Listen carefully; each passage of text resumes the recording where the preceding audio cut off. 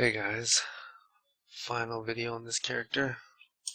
Slash played 3 days, 20 hours, 42 minutes, and died 10 times. I guess I'll show you the age too, but I'll play a map and then talk about my closing thoughts about this character.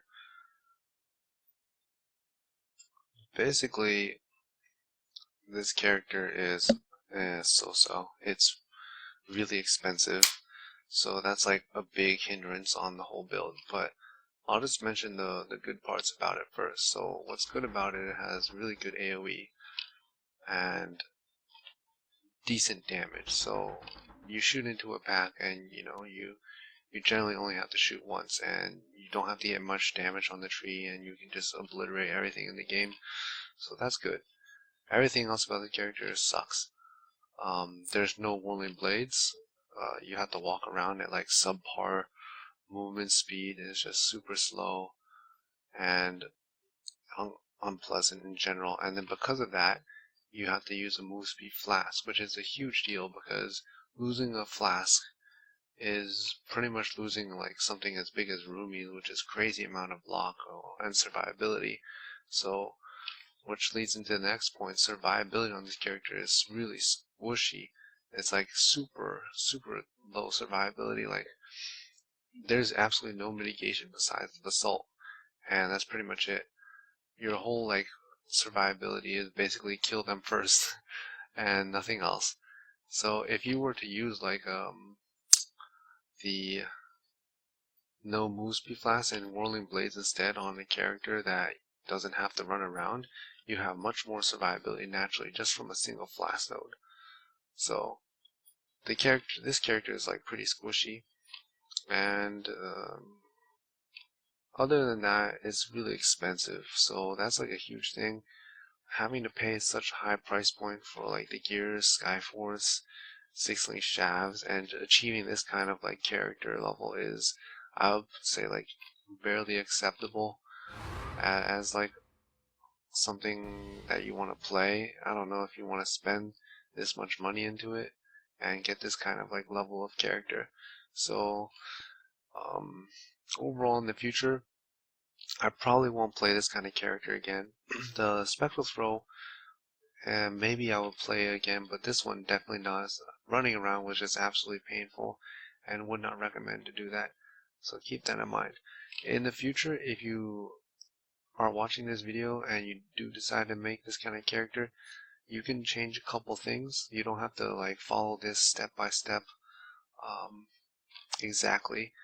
You can do stuff like consider using Rampage gloves to get the extra move speed from the Rampage bonus. Consider using Chaos Inoculation node and not using a Chevrons, but instead of a Chevron chest, you would use a Vaal Regalia, so you can get higher ES. And I think you would have to play around with your auras and drop a little bit of damage, but it might be worth it for that kind of sacrifice. And what else can you try? With the if you do get like a Vaal Regalia, you can try dropping your res and playing with your gear a little bit more to get a sufficient maximum damage off your amulet and stuff like that. Mine has like quite a bit of resistances and ES, whereas like a weapon elemental would be better. So those are the things you can try.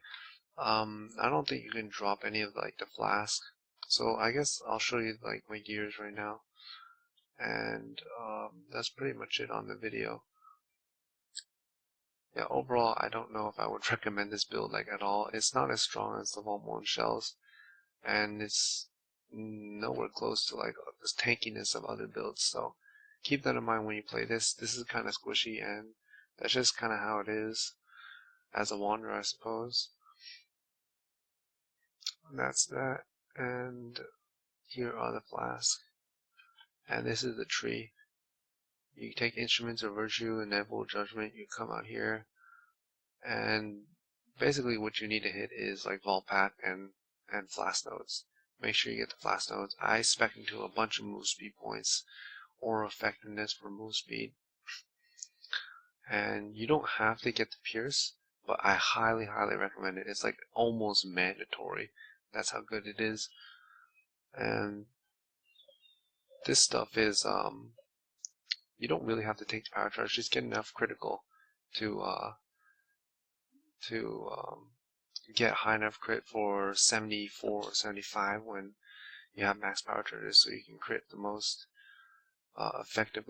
efficiently with the least points spent. Like as you can see, I don't get true strike at all. So yeah, my deeps in hideout is 58. Fully charged it goes to like 133 with Vaal haste or something, and instruments and virtue is like 150. And I'll show you the jewels, and that'll be pretty much it on the character. Yeah, the trees are really stretched, so it's kind of hard to spec into the tree. So that's it on the character. I'll see you guys on the next characters. If you have any sort of questions or whatever, feel free to ask in the comments below. I'll answer it. And see you guys next time. Peace out.